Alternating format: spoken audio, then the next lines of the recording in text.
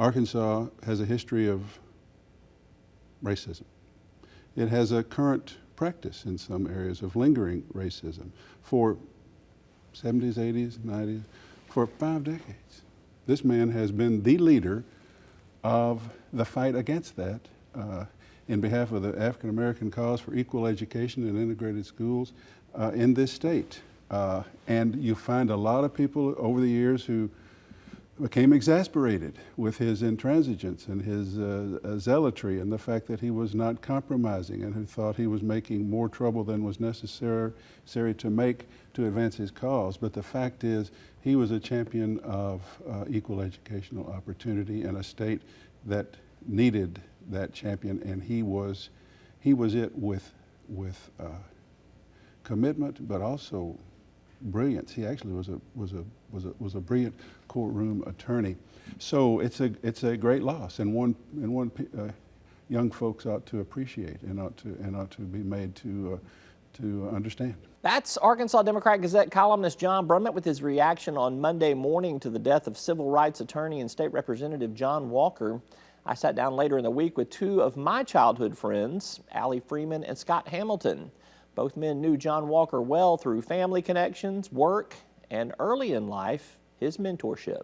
Let's talk about the life and the legacy of John Walker. You both knew him well, your families knew him very well. Just start me off, do you remember meeting John Walker? When was the first time that you knew who he was and what he stood for? I would think probably for both of us, we were kids. Right. We moved into the neighborhood, and Mr. Walker was there before. We were his family, and we met the kids, and we all grew up together. Pamela, Patricia, John Jr., and Murray and Esther, and we were all doing things around the community, like normal kids do. Getting in trouble? Yes, man. A little bit of that. Probably a little bit of that as well. And that's probably how we were introduced. The parents knew each other in the community. And interestingly, my dad and Mr. Walker grew up together in Hope, Arkansas. That's what I was going to say. So right. they were childhood friends. And a lot of times we would travel to high school reunions, Yerger High School, where they all went. That's right. And so that was my first entree to Mr. Walker. Your dad was on the school board too. Yeah, for a long time there too. I remember that. So, what did John Walker stand for to you as you became adults when you knew the causes that he championed, the fights that he fought, what he was doing for the Little Rock School District? Sure. When did all of that kind of register with you for how seminal of a figure he was in Arkansas politics and in Arkansas civil rights? Well, I say somewhere in the transitioning from junior high to high school, I started having an appreciation for what he was doing. Mr. Walker comes from that same cloth of Thurgood Marshall, Wiley Branton Sr., Charles Houston, those were kind of predecessors and people that he interacted with as well. Yeah. And as I said, he saw the inequities and he saw some injustices, and he knew the way to approach addressing that was through legal means, through the justice system. That was his foray, and that's what he looked at. As a kid growing up, particularly in the neighborhood, we'd see Mr. Walker. Of course, we'd see all the parents when we were getting in trouble, and Mr. Walker would always talk to us from a manner of what are you doing next? Right. There was always a conversation that made you think. There was always a conversation. You understand the importance of voting. You understand so it was always a teaching opportunity with Mr. Walker. But he was a fun guy. Yes, he was a fun guy. Yeah, he I remember him saying to me, "Have you registered to vote yet?" That's right. He actually, and he went down the line. I was like 14 when we weren't probably of age yet. But you vote early and vote often. Now, come on, Joe. Yeah, those things mattered to him, and it was important for him to. And whenever he could, to impart responsibility on others, particularly young men like ourselves, who he probably could look at himself and see himself, at one time. Obviously, there's been a lot written about him since his passing, and it did catch everybody very much off guard. I don't think anybody was expecting him to die as suddenly as he did right there. What have you kind of processed since his passing here? You've heard a lot of people say, a lot of extremely positive things about him, but also just get the chance to reflect on the man's life at this point in time. What's been some of the takeaways? I would say, for the most part, that there's a sense of hollow that I was surprised of. In fact, it's interesting. I was literally having a text conversation with his son the morning, and we were just kind of passing back goofy stuff as we do, and he came back and he said he texted, "Dad died," and I thought, what? And so it took me a minute to process it. So then I called him, and then about the time I called, my sister called. She said, "Had you heard?" And I mean, just all of a sudden, there was a sense of hollow because someone like a John Walker, that made a lifelong mission, right, to do things and find ways to deal with injustices. Many people loved him. Many people were frustrated with him. He talked about being sometimes called the agitator. And the agitator definition, I understood, really bothered him for a while. Then he determined that an agitator, like a washing machine, actually cleaned things. And so for me, it was kind of a hollow because there was always in the back of the mind that Mr. Walker's out there. He's fighting for things. He's fighting for the underdog. I remember when I first moved back to Little Rock after being around the country work-wise, I met with Mr. Walker, and it was supposed to be like, 30, 40-minute meeting. It was 4 hours. And so it just, again, when you have in the back of your mind, there's somebody out there, something out there that's looking out for you, it's an emptiness. It's tough. Exactly, yeah, and he's absolutely right. There's a sense of void that might exist for right now, and it's probably also something that as young African-American men and males in general to look toward stepping up and maybe taking on that banner and continuing to fight for the things that Mr. Walker wanted to see happen. Mr. Walker worked.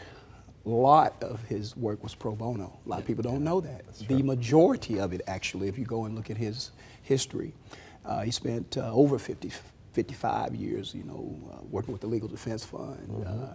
He was a person that looked at things from a broad perspective, not just what was happening here locally in Little Rock, but all across the state.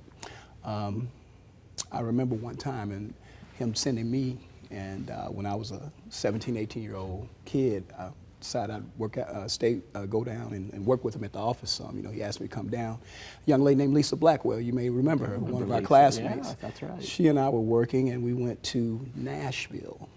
Big city of Nashville, 1984, and here I am, I'm driving along, and Lisa's preparing a little question and answer type document, and we're going to interview some ladies, and one lady was an African-American lady who was up for a position, and it was with the state hospital, I believe, at the time, and another lady was a Caucasian lady who had been involved with the same business, the hospital, and then the supervisor, and we went in to interview, and we asked the supervisor, hey, what was the determining factor for hiring this lady who was a Caucasian lady over the black lady who was an African-American lady?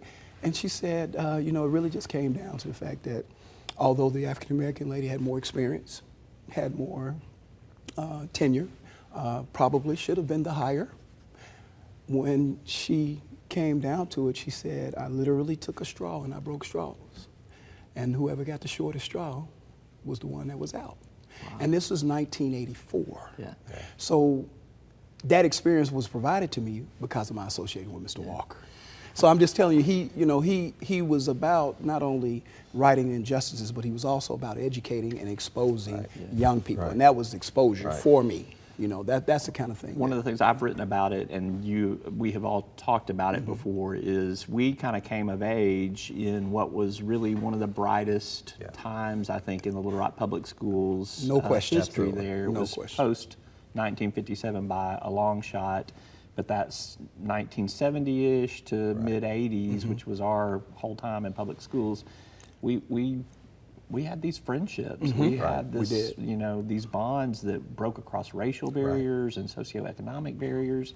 We didn't see nearly as much fracture as we see today.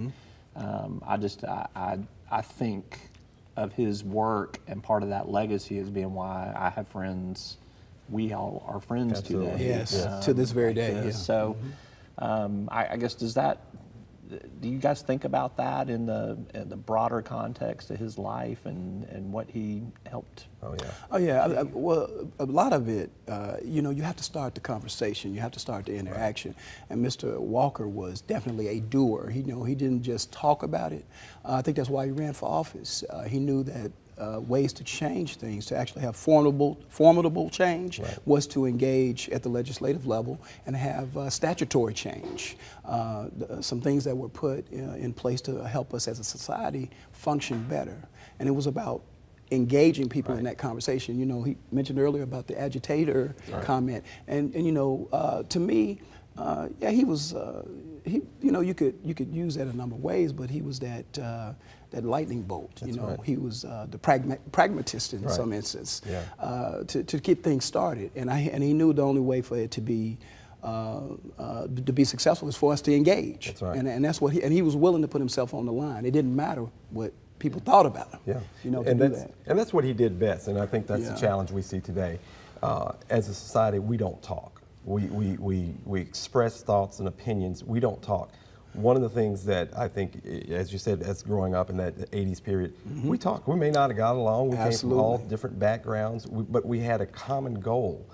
We were all just trying to get along. We're just trying to survive. Right. And one of the things that I think Mr. Walker did best is bring people together. You may not agree with him, but people respected him. To this day, I've yet to come across someone that says, I don't respect the man. Right. I've heard a lot of people say, I didn't like what he was doing because it was against my thoughts. Right. But there was a respect. We've lost that as a society. We have to get that back. We have to talk. We have to sit down and understand different plights, different wants, different goals. At the end of the day, they're the same, but they're fundamentally different on a very superficial level. Right, and it's at every level. Absolutely. Just not locally, statewide, but nationally as well. Well, I think just in terms of controlling our world, I think there's an opportunity. You mentioned the void that's going to be left there. I think there's an opportunity for there to be some sort of legacy for him. Maybe it's through the Social Justice Institute or Philander Smith. Maybe there's some new entity that needs to be created somehow. But I think there's a way to take what he stood for in his life and find a way to make that a mission of advancing some more civil discourse and dialogue. And I commit to y'all. I'd be open to helping do anything. We got you on speed dial. Yeah, we got you. We know how to get in contact with you. And a part of that legacy also touches on the fact that there were many other African American attorneys that got their start under him, with some of his tutelage, with the opportunity just to come in and have an opportunity to sit down and actually develop litigation skills and actually fight for some of the same causes. There are many around the city, state, and nation that were affected by Mr. Walker and what he did from that particular perspective, and that's big. He created it's really a lot of firsts. Yeah, a lot of firsts. And it wasn't about money. It was about opportunity. Right. And then in that particular, that's one of the things, and I don't know if I've ever said this to you, that's one of the reasons why it was important for me when I was at the University of Arkansas and experienced some things athletically as a student athlete, transitioning. A coach left, a new coach came in, and this new coach that came in was the first coach that ever to hold that particular role. It was important because of some of the values that I was taught, coming up under people like Bill Hamilton, Allie Freeman Jr., my dad, John Walker, to be able to support the new coach that came in and stick with him and work to build a foundation there. And I think that was really important. I think had I not had that experience, I might have opted to do some other things. But because I did, it left an impression upon me of how important it was, because it was groundbreaking. It was a first, like many of the things that Mr. Walker stood for, opening doors. And that's what was happening then. We could go on for hours more, but we will be restricted by some time constraints here. So, Allie Freeman, Scott Hamilton, thank you for coming in and sharing your thoughts on John Walker, his life and legacy. And I appreciate y'all very much. Hey, man, thanks for having us. Absolutely, Robert. Thanks, guys. We'll have plenty of time to do this, as much as we'll see each other.